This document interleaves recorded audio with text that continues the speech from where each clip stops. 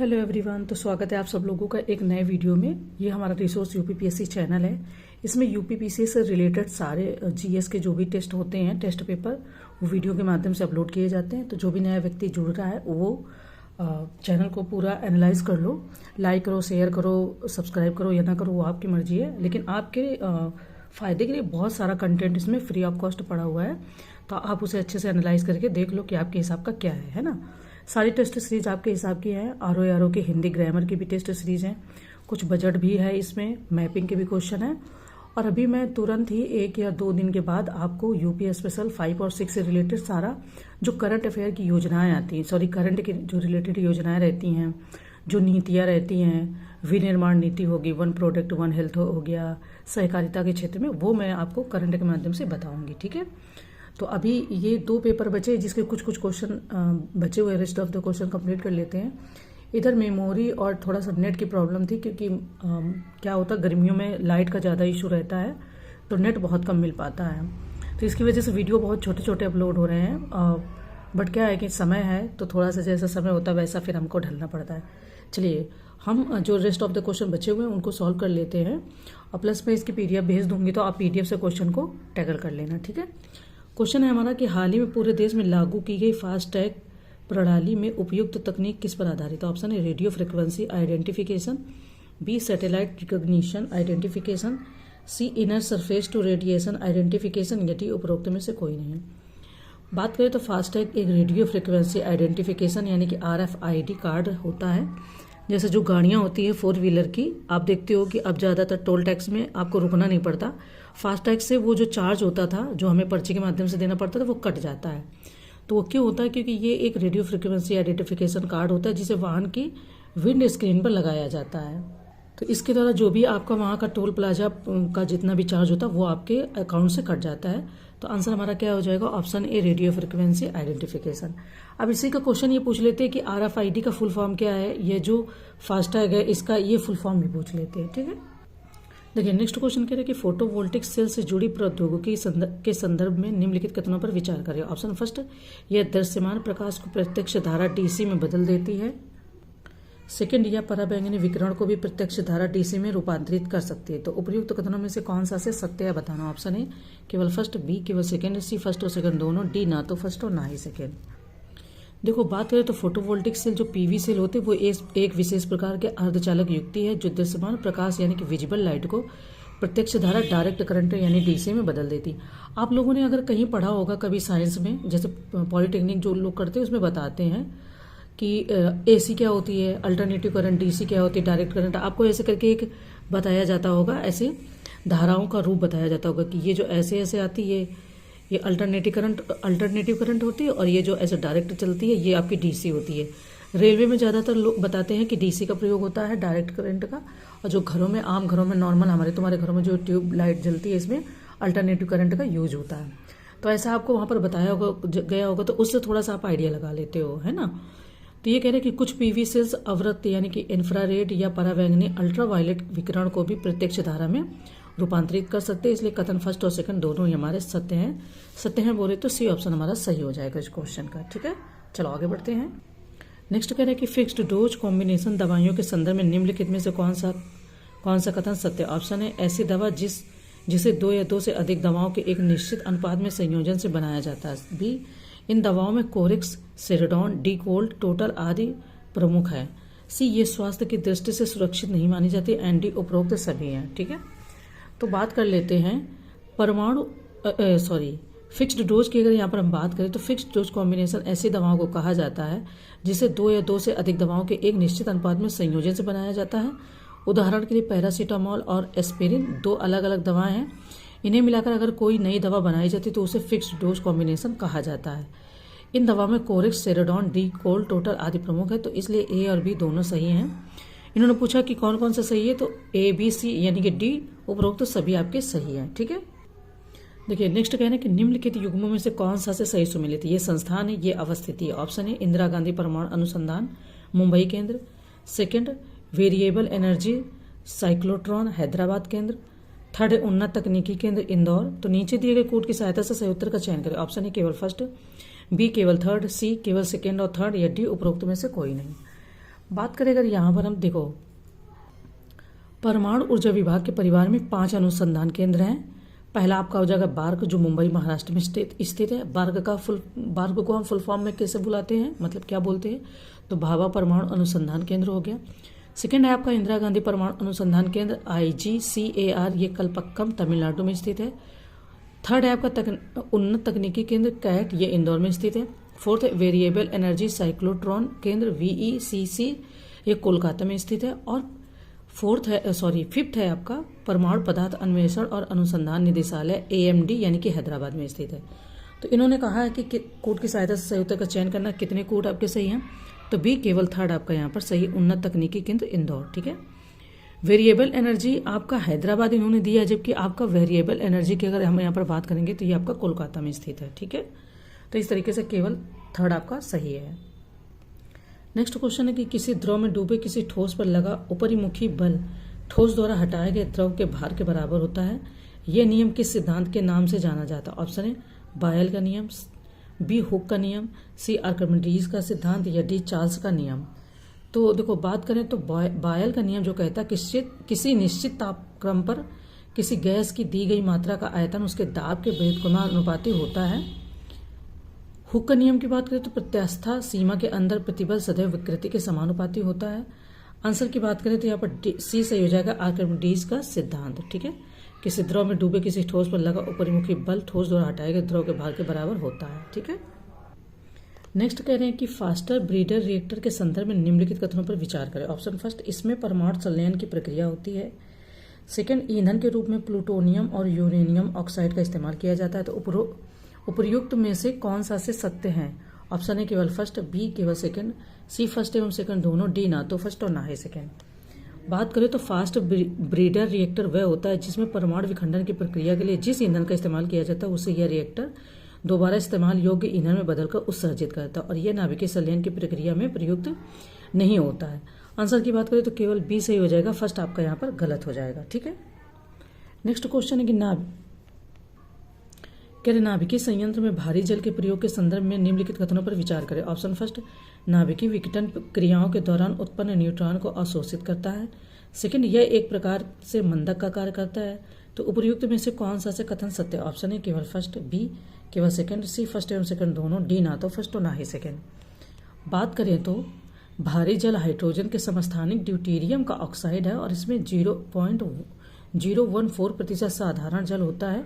तो इस प्रकार के जल के अणु को D2O अणुभार 20 से निरूपित किया जाता है। आंसर की बात करें तो सी सही हो जाएगा। यहाँ पर आपका फर्स्ट और सेकंड दोनों ही सही है, यानी कि सी ऑप्शन आपका यहाँ पर फिलहाल सही है। ठीक है। नेक्स्ट क्वेश्चन है कि 5G तकनीक के संदर्भ में निम्नलिखित कथनों पर विचार करें। ऑप्शन फर्स्ट, यह अल्ट्रा लो लेटरेसी पर कार्य करती है। सेकंड, इसमें डेटा स्पीड 2.20 गीगा बिट प्रति सेकंड की सीमा में होने की उम्मीद है। उपर्युक्त में से कौन सा से कथन सत्य है? ऑप्शन है केवल फर्स्ट, बी केवल सेकंड, सी फर्स्ट एवं सेकंड दोनों, डी ना तो फर्स्ट और ना ही सेकंड। बात करें तो यह अगली पीढ़ी की सेलुलर तकनीक है जो अल्ट्रा लो लिटरेसी अर्थात एक नोड से दूसरे नोड तक जाने में किसी डेटा पैकेट द्वारा लिया जाने वाला कुल समय अत्यधिक कम होगा के साथ तेज और अधिक विश्वसनीय संचार सेवा प्रदान करेगी। तो आपका फर्स्ट और सेकंड इस तरीके से दोनों ऑप्शन सही है, विच मीन्स कि सी ऑप्शन सही है हमारा इस क्वेश्चन का। ठीक है, चलो नेक्स्ट क्वेश्चन देखते हैं। नेक्स्ट कह रहे कि तारत्व यानी कि पिच के संदर्भ में निम्नलिखित कथनों पर विचार करें। ऑप्शन फर्स्ट, ये ध्वनि का एक गुण है। सेकंड, तारत्व आवृत्ति का व्युत्क्रमानुपाती होता है। तो उपर्युक्त में से कौन सा से कथन सत्य है वो बताना। ऑप्शन ए केवल फर्स्ट, बी केवल सेकंड, सी फर्स्ट एवं सेकंड दोनों, डी ना तो फर्स्ट और ना ही सेकंड। तारत्व पिच ध्वनि का एक गुण है जिसका उपयोग ध्वनि को आवृत्ति के अनुसार क्रमबद्ध करने में होता है। अधिक तारत्व होने पर आवृत्ति बढ़ती है और कम तारत्व होने पर घटती है। आवृत्ति बढ़ने पर तारत्व तीखा हो जाता है, अतः कथन फर्स्ट सत्य। देखिए नेक्स्ट कह रहे हैं कि उपग्रही कक्षाओं के संदर्भ में निम्नलिखित कथनों पर विचार करें। ऑप्शन फर्स्ट, भू स्थिर कक्षा भूमध्य रेखीय तल की वृत्तीय कक्षा है। सेकंड, सामान्यतः संचार संबंधित उपग्रह सूर्य तुल्यकालिक कक्षा में स्थापित किए जाते हैं। तो कह रहे उपर्युक्त में से कौन सा से कथन सही है? ऑप्शन ए केवल फर्स्ट, बी केवल सेकंड, सी फर्स्ट एवं सेकंड दोनों, डी ना तो फर्स्ट और ना ही सेकंड। अब बात करें अगर यहाँ पर हम तो देखिए भू स्थिर कक्षा यानी जियो स्टेशनरी कक्षा पृथ्वी से 36,000 किलोमीटर की ऊंचाई पर भूमध्य रेखीय तल की वृत्तीय कक्षा है। कथन फर्स्ट हमारा यहाँ पर सही है। इस कक्षा में उपस्थित उपग्रह पृथ्वी का चक्कर 24 घंटे में लगाता है, जबकि पृथ्वी भी अपने अक्ष पर 24 घंटे में एक चक्कर लगाती है। इसलिए ऐसा उपग्रह पृथ्वी के किसी भी बिंदु से देखने में सदैव स्थिर दिखाई पड़ता है। आंसर की बात करें तो ऑप्शन ए केवल हमारा सही हो जाएगा, सेकेंड हमारा सही नहीं होगा। ठीक है, नेक्स्ट कह रहे हैं कि निम्नलिखित कथनों पर विचार कीजिए। ऑप्शन कथन है, ये हमारा कथन और कारण का क्वेश्चन है। कथन है, इसरो ने तमिलनाडु के थूथुकुडी को अपने दूसरे अंतरिक्ष केंद्र के लिए चुना है।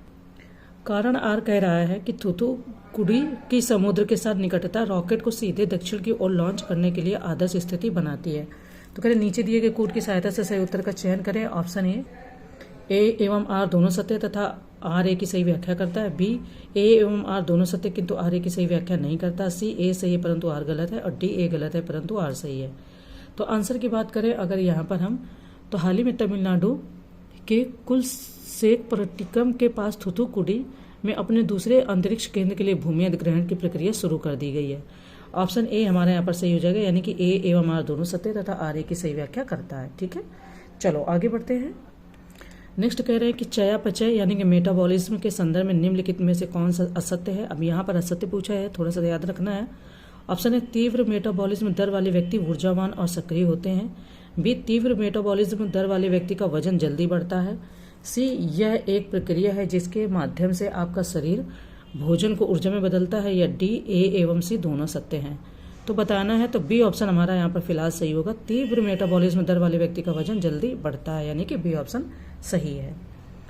नेक्स्ट कहना है कि भारतीय बैलिस्टिक मिसाइल रक्षा BMD कार्यक्रम के संदर्भ में निम्नलिखित कथनों पर विचार करें। ऑप्शन फर्स्ट है, इसके तहत परमाणु पेलोड ले जाने में सक्षम अंतर महाद्वीपीय बैलिस्टिक मिसाइलों का निर्माण किया जा रहा है। सेकेंड, इसमें वायुमंडल के बाहर तथा अंदर दोनों तरह की इंटरसेप्टर मिसाइल तैयार की गई हैं। तो उपयुक्त में से कौन सा कथन सत्य है। ऑप्शन ए केवल फर्स्ट, बी केवल सेकेंड, सी फर्स्ट एवं सेकेंड दोनों, डी ना तो फर्स्ट और ना ही सेकेंड। अब बात करें तो भारतीय बैलिस्टिक मिसाइल रक्षा BMD कार्यक्रम का उद्देश्य एक बहुस्तरीय बैलिस्टिक मिसाइल रक्षा प्रणाली को विकसित और तैनात करना है, जिससे भारत पर किसी भी प्रकार के बैलिस्टिक मिसाइल हमले को बीच में ही नाकाम किया जा सके। आंसर की बात करें तो बी केवल यहाँ पर सही हो जाएगा, पहला आपका यहाँ पर सही नहीं होगा। ठीक है, क्योंकि भारतीय बैलिस्टिक मिसाइल कार्यक्रम का उद्देश्य एक बहुस्तरीय बैलिस्टिक मिसाइल रक्षा प्रणाली को विकसित करना और तैनात करना। इन्होंने कहा कि पेलोड ले जाने में, तो पेलोड ले जाने वाली बात नहीं है यहाँ पर, तो इसलिए फर्स्ट ऑप्शन हमारा गलत हो जाएगा। चलिए नेक्स्ट क्वेश्चन देखते हैं। नेक्स्ट कह रहे हैं कि कोरोनरी स्टेंट के संदर्भ में निम्नलिखित कथनों पर विचार करें। ऑप्शन फर्स्ट, इसे रक्त नलिकाओं ब्लड वेसल्स में लगाया जाता है। सेकेंड, यह हृदय को रक्त की सप्लाई को सीमित करने हेतु सर्जरी के माध्यम से लगाया जाता है। तो कह रहे उपयुक्त कथनों में से कौन सा से सत्य है। ऑप्शन ए केवल फर्स्ट, बी केवल सेकेंड, सी फर्स्ट एवं सेकेंड दोनों, डी ना तो फर्स्ट और ना ही सेकेंड। देखो, ट्यूब के आकार के यंत्र को कोरोनरी स्टेंट कहते हैं, जो दिल की बीमारियों के इलाज में कोरोनरी धमनियों को खुला रखता है। कोरोनरी स्टेंट्स एक पतला लचीला एवं ट्यूब नुमा उपकरण है, जिसको रक्त नलिकाओं यानी कि ब्लड वेसल्स में लगाया जाता है। तो कथन फर्स्ट हमारा यहाँ पर सही हो जाएगा। ठीक है, ये ट्यूब जैसी डिवाइस ब्लॉकेज होने पर आर्टरी में लगाया जाता है, ताकि हार्ट को पूरी तरह खून की सप्लाई मिलती रहे। तो कथन सेकेंड हमारे यहाँ पर फिलहाल असत्य हो जाएगा, फर्स्ट ही ऑप्शन हमारा यहाँ पर सही रहेगा। और क्योंकि कथन सत्य पूछा इसलिए सत्य हमारा ऑप्शन ए है। ठीक है, चलो आगे बढ़ते हैं। नेक्स्ट कह रहे हैं कि निम्नलिखित कथनों पर विचार करें। कथन ए है हमारा, किसी व्यक्ति के ऊर्जावान रहने के लिए इंसुलिन का निर्माण होना जरूरी है। कारण आर कह रहा है कि इंसुलिन द्वारा पहुंचाई गई शुगर से ही कोशिकाओं या सेल्स को ऊर्जा मिलती है। तो नीचे दिए गए कोड की सहायता से सही उत्तर का चयन करें। ऑप्शन ए तथा आर दोनों सही है और आर ए की सही व्याख्या करता है। बी, ए तथा आर दोनों सही है किंतु आर ए की सही व्याख्या नहीं करता है। सी, ए सही है परंतु आर गलत है, और डी, ए गलत है परंतु आर सही है। आंसर की बात करें तो इंसुलिन एक प्रकार का हार्मोन है, जिसका निर्माण अग्नाशय में होता है। यदि अग्नाशय इंसुलिन बनाना बंद कर दे तो ब्लड ग्लूकोज ऊर्जा में परिवर्तित नहीं होता है। एक व्यक्ति को ऊर्जावान रहने के लिए उसके अंदर इंसुलिन का निर्माण होना जरूरी है, क्योंकि इंसुलिन के जरिए ही रक्त में कोशिकाओं को शुगर मिलती है। यानी इंसुलिन शरीर के अन्य भागों में शुगर पहुंचाने का काम करता है, और इंसुलिन के द्वारा ही, ठीक है, इंसुलिन द्वारा पहुंचाई गई शुगर से ही कोशिकाओं या सेल्स को ऊर्जा मिलती है। इसलिए डायबिटीज के रोगियों को इंसुलिन की अतिरिक्त खुराक दी जाती है। ऑप्शन ए हमारे यहाँ पर सही हो जाएगा कि ए तथा आर दोनों सही है तथा आर ए की सही व्याख्या करता है। चलो नेक्स्ट क्वेश्चन देखते हैं। नेक्स्ट क्वेश्चन है कि एकीकृत गाइडेड मिसाइल विकास कार्यक्रम IGMDP के तहत निम्नलिखित में से कौन सा सी मिसाइल आती है। ऑप्शन है पृथ्वी, सेकंड ब्रह्मोस, सी थर्ड आकाश, फोर्थ त्रिशूल, 5th अग्नि एंड 6 नाग। तो कह रहे हैं नीचे दिए गए कोड की सहायता से सही उत्तर का चयन करें। Option A first, second, third, fourth एवं 5th, B second, third, fourth, 5th एवं 6, सी केवल फर्स्ट, थर्ड, फोर्थ, 5th एवं 6, या डी उपरोक्त सभी। बात करते हैं यहाँ पर हम सभी, तो हमें बताना है कि इनमें से कौन सा सही है, वो ऑप्शन बताने हैं।